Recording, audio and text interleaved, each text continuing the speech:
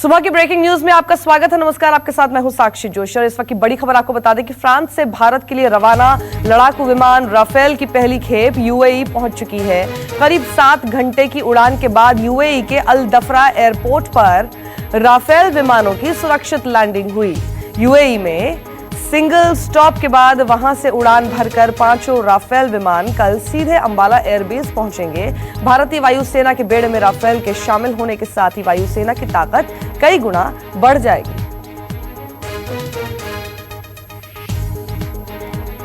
भारत में बेसब्री से इंतजार हो रहा है वो रफाल फ्रांस से भारत के लिए रवाना हुआ। 7 घंटे की उड़ान के बाद यूएई में लैंड कर चुका है। 7 घंटों के सफर के बाद 5 रफाल की पहली खेप यूएई के अल दफरा एयरबेस पर सुरक्षित उतरी। यूएई के अल दफरा एयरपोर्ट पर विमानों की लैंडिंग पायलट्स को आराम देने के लिए हुई। ये 5 रफाल विमान 7,000 किलोमीटर की दूरी तय कर 29 जुलाई को भारत पहुंचेंगे, जहां उन्हें अंबाला में भारतीय वायुसेना के बेड़े में शामिल किया जाना है। फ्रांस से 7,000 किलोमीटर की दूरी तय कर राफेल विमानों की पहली खेप भारत पहुंचेगी। पायलट्स को आराम देने के मकसद से 5 राफेल विमान यूएई में रुके हैं। ये विमान आज अबू धाबी के पास अल दफरा एयरपोर्ट पर ही रहेंगे। वहां से उड़ान भरकर सभी 5 राफेल विमान बुधवार को अंबाला एयरबेस पहुंचेंगे। खास बात यह है कि भारत को ये लड़ाकू विमान ऐसे वक्त में मिले हैं जब लद्दाख में चीन से उसका सीमा विवाद चल रहा है।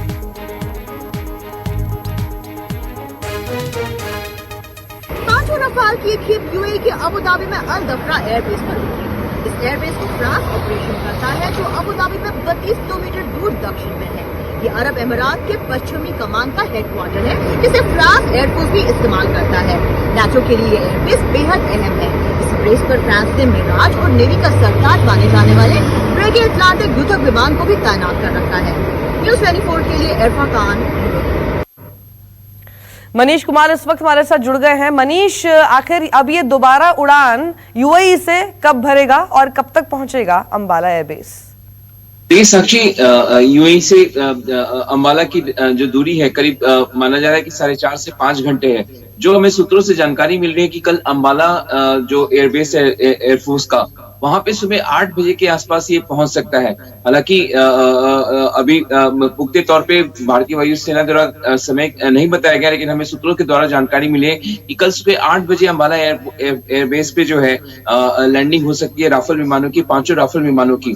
तो जाहिर तौर पर एक बड़ी उपलब्धि और सभी को इंतजार है, पूरे देशवासियों को इंतजार है, भारतीय वायुसेना को इंतजार है जाहिर तौर पर, क्योंकि लंबे समय से राफेल का इंतजार है इस देश में, जो कि भारतीय वायुसेना के को फाइटर विमानों की बहुत ज्यादा जरूरत थी और जिसकी एक बड़ी पूर्ति जो है इसके 5 के जरिए हो रही है। इस वर्ष तक उम्मीद हम कर रहे हैं कि साक्षी की करीब 10 से 12 राफेल विमान भारतीय वायुसेना के बेड़े में शामिल होंगे और दिसंबर 2021 तक जो 36 राफेल विमान के ऑर्डर किए गए हैं वो भारतीय वायुसेना को मिल जाएंगे। लेकिन कल का दिन बहुत ही महत्वपूर्ण है जब सुबह माना जा रहा है कि राफेल विमान जो है अंबाला एयरबेस पर लैंड करेगा। मनीष, हालांकि पायलट्स को आराम देना मकसद था यहां पर रोकने के लिए, लेकिन अमूमन जो राफेल विमान है वो कितनी देर तक की फ्लाइट कर सकते हैं? देखिए 2000 सुपर किलोमीटर की उसकी रफ्तार है। आप देखिए कि राफेल विमान जब कहा गया कि फ्रांस से चलेगा और अबू धाबी के अल दफरा एयरपोर्ट पे लैंड करेगा, तो 10 घंटे इसको बताया गया था कि 10 घंटे लगेंगे इस उड़ान को पूरा करने में। इसके लिए राफेल विमान के साथ साथ जो 5 राफेल विमान के साथ 2 एयरफ्यूलर भी थे, यानी कि राफेल विमान लगातार कंटिन्यू लंबे समय तक उड़ान भर सकता है साक्षी। अगर उसको हवा में जो उसकी ईंधन की जो पूर्ति है वो अगर उसको रिफ्यूल किया जाए तो जाहिर तौर पर 2 एयर रिफ्यूलर भी थे और लगातार उसने 7 घंटे से ऊपर की यात्रा पूरी की है कहीं बिना रुके हुए। तो 10 घंटे का अनुमान जताया गया था, हालांकि ये 7 से 8 घंटे के भीतर जो इसको पूरा किया गया है। तो राफेल की क्षमता है कि वो लंबे समय तक जो है वो अगर ईंधन उसमें अगर लगातार अगर सप्लाई किया जा सके, अगर उसमें अगर डाला जाता है तो वो लंबे समय तक उड़ान भर सकता है साक्षी। जी मनीष, शुक्रिया हमारे साथ जुड़ने के लिए आपका। अमेरिका और चीन के तनाव को लेकर इस वक्त की बड़ी खबर आ रही है। चीन के बेहद करीब पहुंचे अमेरिका के फाइटर जेट्स। अमेरिका का एक जंगी जहाज शंघाई के करीब तक पहुंचने की खबर है।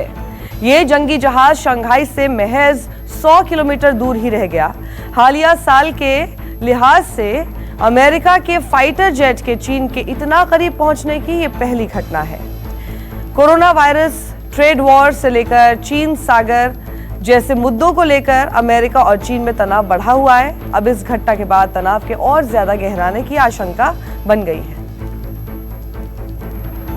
और संजीव त्रिवेदी हमारे साथ जुड़ गए हैं। संजीव, इतना नजदीक अमेरिकी जहाज पहुंच जाना, चीन के तो होश उड़ गए होंगे। ये बिल्कुल देखिए, एक साइकोलॉजिकल वारफेयर जो होता है ये उसी का हिस्सा है और चीन लगातार मनोवैज्ञानिक दबाव दूसरे देशों पर बनाता है। लेकिन आज की तारीख में जिस तरह से साउथ चाइना सी में अपने जंगी बेड़े के साथ अमेरिका मौजूद है, उस क्रम में इस तरह से शंघाई के बहुत करीब फाइटर प्लेन का उड़ाया जाना बहुत महत्वपूर्ण है।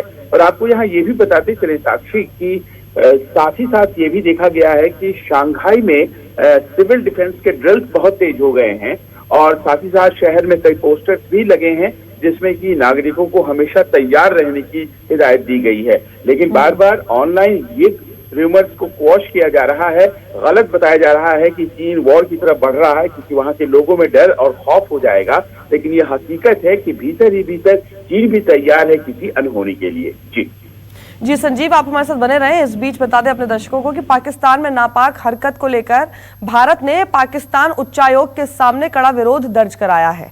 दरअसल लाहौर के नौलखा बाजार में स्थित एक प्रसिद्ध गुरुद्वारे को मस्जिद में बदलने की कोशिश हो रही है। गुरुद्वारा शहीदी स्थान भाई तारू जी एक ऐतिहासिक गुरुद्वारा है जहां भाई तारू जी ने 1745 में बलिदान दिया था और अब पाकिस्तान में अब इस पर कब्जा करने की नापाक हरकत की जा रही है और इसको लेकर दिल्ली गुरुद्वारा प्रबंधक कमेटी के अध्यक्ष मनजिंदर सिंह सिरसा ने भी कड़ा ऐतराज जताया है। संजीव, ये पूरा मामला क्या है और क्या अभी पाकिस्तान इस पूरे मामले को जिस तरह से विरोध दर्ज कराया जा रहा है उसको सुनने को तैयार है? कमीशन के जो अधिकारी दिल्ली में हैं उन्हें तलब किया गया और उन्हें कहा गया कि ये क्या हो रहा है और साथ ही साथ ये याद दिलाया गया कि जिस तरह से आपसी सहमति के अग्रीमेंट्स हैं उसमें ये स्पष्ट है कि जो नॉन मुस्लिम वहां पर साइट्स है रिलीजियस, खासतौर पर सिख साइट्स जो हैं आप जानती हैं, ये पूरा लाहौर और पंजाब का इलाका है उसमें ज्यादातर सिख साइट्स हैं। तो ऐसे में इस तरह के जो एलिमेंट्स सामने आते हैं जो अचानक से किसी धार्मिक स्थान को मस्जिद में कन्वर्ट करने लग जाते हैं, उस बारे में आपकी क्या राय है? और खास तौर पर ये जो नौलखा बाजार है लाहौर का, वहाँ इस तरह की घटना क्यों हो रही है? बहुत ही सख्त डिमांड दिया गया है और कहा गया है कि माइनॉरिटी राइट्स की जो एक वकालत होती है उसमें पाकिस्तान कहीं पिछड़ रहा है। लेकिन साथ साथ आपको ये भी बताते चले साक्षी की पूरा जो इलाका है लाहौर में, वहाँ यही देखा गया है कि बहुत से हिंदू मंदिर, बहुत से सिख धर्म स्थान पहले से ही थे और लाहौर में हिंदुओं की आबादी बहुत ज्यादा थी विभाजन के पहले। वो सब बहुत से लोग उसमें से जो लौटे और उन्होंने अपने मंदिर और अपने गुरुद्वारे छोड़े, उनको धीरे धीरे कन्वर्ट किया गया है और ये बहुत ही पवित्र स्थान है सिखों के लिए। अब इसके ऊपर नंबर लगाया गया है, इसे भी कन्वर्ट करने की कोशिश की जा रही है। वहाँ के धर्मावलंबियों को कंट्रोल कर पाती है कि नहीं, सरकार देखना ये है। जी संजीव, शुक्रिया हमारे साथ जुड़ने के लिए आपका। और अब बात अयोध्या की, जहां 5 अगस्त को होने वाले राम मंदिर भूमि पूजन की तैयारियां जोरों पर हैं। भूमि पूजन में पीएम मोदी के शामिल होने का कार्यक्रम तय होने के साथ पवित्र नदियों का जल और पवित्र स्थलों की मिट्टी लाने का काम शुरू हो गया है। आज यूपी के डिप्टी सीएम केशव प्रसाद मौर्य तैयारियों का जायजा लेने अयोध्या पहुंचेंगे। सुबह 9:30 बजे सर्किट हाउस पहुंचकर मौर्य 10:05 पर हनुमानगढ़ी और रामलला के दर्शन करेंगे। दोपहर 12 बजे अधिकारियों के साथ सर्किट हाउस में बैठक करेंगे और इसके बाद लखनऊ लौट जाएंगे। इस वक्त हमारे साथ अशोक तिवारी जुड़ गए हैं। अशोक, क्या डिप्टी सीएम अकेले ही जाएंगे वहां पर या फिर कुछ और नेता भी उनके साथ जा सकते हैं, मंत्री जा सकते हैं? देखिए, अभी कुछ दिन पहले मुख्यमंत्री योगी आदित्यनाथ ने अयोध्या का दौरा किया था और उस दौरान भी मुख्यमंत्री का दौरा अकेले ही था। आज भी जो उप मुख्यमंत्री केशव प्रसाद मौर्य है उनका अकेला दौरा अयोध्या को बताया जा रहा है। हालांकि जो अयोध्या के स्थानीय नेता हैं उनके वहां पर रहने की संभावना जताई जा रही है। हालांकि अभी तक जो शेड्यूल जारी किया गया है उप मुख्यमंत्री का, उसमें सबसे पहले वो अयोध्या पहुंचेंगे, हनुमानगढ़ी और रामलला के दर्शन करेंगे और उसके बाद 12 बजे सर्किट हाउस में अधिकारियों के साथ बैठक होगी। दरअसल ये पूरा जो प्लान है वो 5 तारीख को अयोध्या में जो राम मंदिर निर्माण की आधारशिला रखी जानी है, यानी भूमि पूजन होना है प्रधानमंत्री नरेंद्र मोदी के हाथों द्वारा, उसी की तैयारियों के मद्देनजर ये दौरा माना जा रहा है। अभी योगी आदित्यनाथ ने पूरा दौरा किया था, अधिकारियों के साथ बैठक की थी, तैयारियों को लेकर जायजा लिया था। ठीक उसी तरह से केशव प्रसाद मौर्य भी आज अयोध्या पहुंचेंगे। कई घंटे अयोध्या में रहने का उनका कार्यक्रम है, जिसमें दर्शन पूजन के अलावा साधु संतों से मुलाकात प्रस्तावित है। और अयोध्या में 5 तारीख की यानी 5 अगस्त की तैयारियों को लेकर क्या कुछ अभी तक तैयारियां हुई हैं और क्या कुछ तैयारियां होना बाकी हैं, उस पर आज बैठक केशव प्रसाद मौर्य संबंधित अधिकारियों के साथ लेने वाले हैं। हालांकि उनके साथ किसी और मंत्री या विधायक के जाने की अभी तक कोई आधिकारिक सूचना नहीं है, लेकिन जो स्थानीय नेता हैं वो वहां पर जरूर मौजूद रहेंगे। जी, तो अशोक, इस वक्त तैयारियों का जायजा लेने के लिए तो एक एक करके लोग पहुंच ही रहे हैं, लेकिन तैयारियां कहां तक पहुंची हैं? देखिए, अयोध्या में 5 तारीख की तैयारियां बहुत भव्य तरीके से की जा रही हैं। तमाम सारी जगहों से जो जल है उसको लाया जा रहा है, मिट्टियां अलग अलग जगहों से, जो पवित्र स्थान है वहां से लाई जा रही हैं। इसके अलावा अयोध्या में जो मेन रास्ते हैं उनको रंगा जा रहा है, उनको अब पूरी तरह से तैयार किया जा रहा है। और आपको याद होगा कि अभी कुछ दिन पहले जब योगी आदित्यनाथ ने बीते शनिवार को अयोध्या का दौरा किया था, तो उस दौरान उन्होंने ये भी कहा था कि 4 और 5 अगस्त को अयोध्या में दीपोत्सव जैसा माहौल नजर आएगा।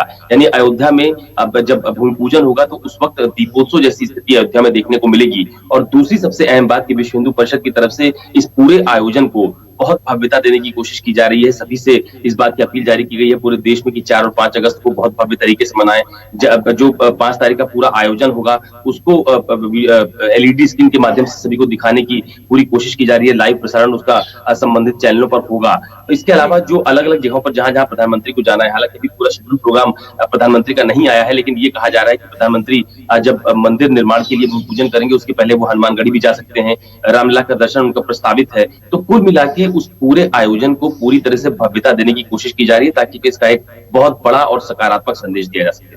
जी अशोक, शुक्रिया हमारे साथ जुड़ने के लिए।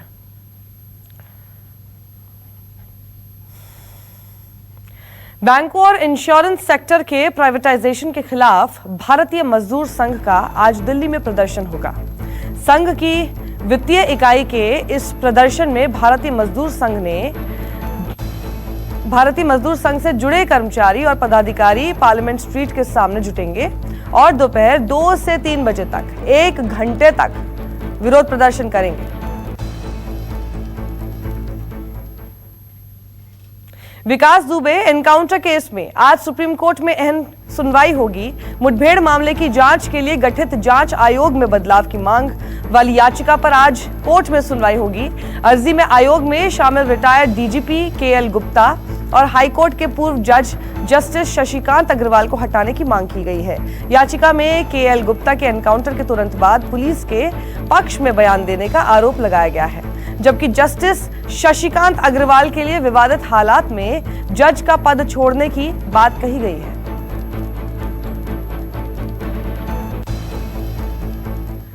दिल्ली के रेहड़ी पटरी पर सामान बेचने वालों को बड़ी राहत मिली है। केजरीवाल सरकार ने उन्हें 1 सप्ताह के लिए सुबह 10 बजे से रात 8 बजे तक काम करने की इजाजत दी है। इस दौरान उन्हें सोशल डिस्टेंसिंग समेत तमाम नियमों का पालन करना होगा। हालांकि साप्ताहिक बाजारों को अभी इजाजत नहीं दी गई है, वो अगले आदेश तक बंद हो जाएंगे। इसके अलावा कंटेनमेंट जोन में भी पहले की तरह पाबंदी जारी रहेगी। मध्य प्रदेश में आज पहली बार शिवराज कैबिनेट की वर्चुअल मीटिंग होगी। दरअसल सीएम शिवराज सिंह चौहान खुद भी कोरोना से संक्रमित हैं, लिहाजा हर मंगलवार को होने वाली कैबिनेट बैठक इस बार वीडियो कॉन्फ्रेंसिंग के जरिए होगी। सुबह 11 बजे होने वाली इस बैठक में शिवराज चिरायू अस्पताल से शामिल होंगे। देश में कोरोना का संक्रमण तेजी से फैल रहा है और 24 घंटे में 49,931 मामले सामने आए, जबकि 708 मरीजों की मौत हो गई। देश में अब संक्रमितों का आंकड़ा बढ़कर 14,35,453 पर पहुंच गया है।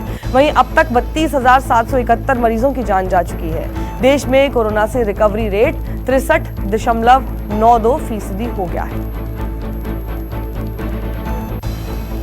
वहीं महाराष्ट्र में लाख कोशिशों के बावजूद कोरोना रुकने का नाम नहीं ले रहा है। राज्य में पिछले 24 घंटे में 7,924 मामले सामने आए हैं और 227 लोगों की मौत हुई है। महाराष्ट्र में कोरोना मरीजों की संख्या अब 3,83,723 हो गई है। अब कोरोना से मरने वालों की तादाद 13,883 हो गई है। तो वहीं मुंबई में एक दिन में 1033 मरीज मिलने के बाद संक्रमितों की संख्या 1,10,129 हो गई है, जबकि 24 घंटे के दौरान 39 लोगों की मौत हो जाने से मरने वालों का आंकड़ा 6,129 तक पहुंच गया है।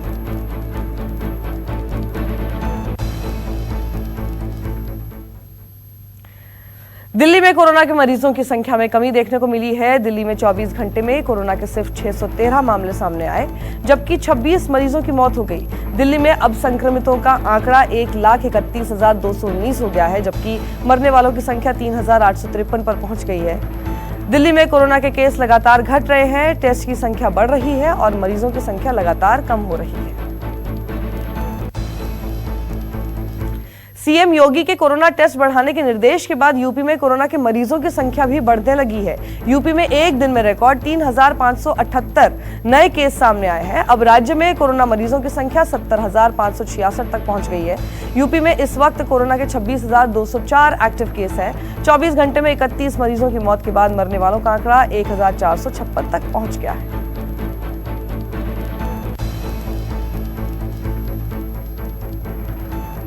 झारखंड के साहिबगंज जिले में युवती की पिटाई का वीडियो वायरल होने के बाद बरहेट थाना प्रभारी हरीश पाठक को निलंबित कर दिया गया है। वीडियो में बरहेट थाना प्रभारी हरीश पाठक थाने में पहुंची एक युवती को पीटते और गाली देते हुए दिखाई दे रहे हैं। सीएम हेमंत सोरेन ने इसे शर्मनाक करार देते हुए इस मामले में डीजीपी को कड़ी कार्रवाई करने पर जानकारी देने के लिए कहा था। दरअसल प्रेम विवाह के मामले को लेकर थाना प्रभारी ने युवती की पिटाई की थी, जिसकी शिकायत सीएम हेमंत सोरेन से की गई थी। तो मामला देखिए, पूरी तस्वीरें भी हम आपको नहीं दिखा सकते इसलिए ब्लर किया हुआ है। आप देखिए, जो थाना प्रभारी है वो उस युवती को पीटते हुए नजर आ रहा है। झारखंड में बरहेट थाना प्रभारी है जिनको इस घटना के बाद निलंबित कर दिया गया है। युवती की पिटाई के आरोपी हैं थाना प्रभारी हरीश पाठक उनका नाम है, और युवती को सिर्फ पीटते ही नहीं बल्कि गाली देते हुए भी नजर आ रहे हैं। और हेमंत सोरेन ने कड़ी कार्रवाई करने को कहा था, जबकि तस्वीरें किस तरह की सामने आई तो डीजीपी को कार्रवाई कर जानकारी देने को कहा था। मध्य प्रदेश के शहडोल में ब्लैकमेल करने वाले गिरोह का पर्दाफाश हुआ है। ये गैंग लोगों का अश्लील वीडियो बनाकर उन्हें ब्लैकमेल कर पैसों की वसूली करता था। इस गैंग के शिकार एक युवक ने खुदकुशी भी कर ली थी। उसी जांच के दौरान इस पूरे नेटवर्क का खुलासा हुआ। पुलिस ने इस मामले में 5 आरोपियों को गिरफ्तार किया है, जिनमें 3 महिलाएं शामिल हैं। 3 महिलाओं समेत 5 लोगों को गिरफ्तार किया गया है। ये लोगों के अश्लील वीडियो बनाकर उन्हें ब्लैकमेल किया करते थे और काफी लंबे समय से इनका ये गोरख धंधा चलता आ रहा था। नमस्कार, मैं हूं मानक गुप्ता। अगर आपको हमारा ये वीडियो पसंद आया हो तो इसे लाइक और शेयर जरूर करें, और हां, हमें सब्सक्राइब और फॉलो करना ना भूलें ताकि आप देश और दुनिया की कोई खबर मिस ना करें। तो जुड़े रहिए हमारे साथ और देखते रहिए न्यूज़ 24।